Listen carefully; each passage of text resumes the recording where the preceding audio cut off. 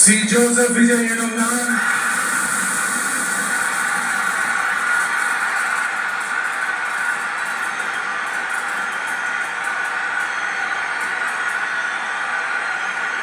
சட்டப்படி அமைக்கப்பெற்ற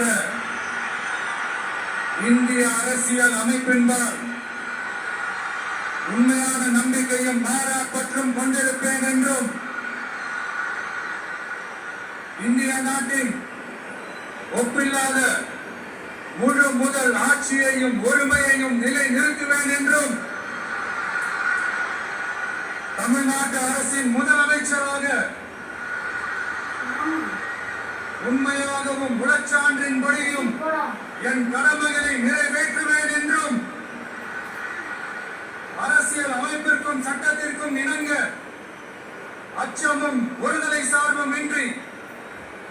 விருப்பு வெறுப்பை விலக்கி பலதரப்பட்ட மக்கள் அனைவருக்கும் நேர்மையானதை செய்வேன் என்றும் ஆண்டவன் மீது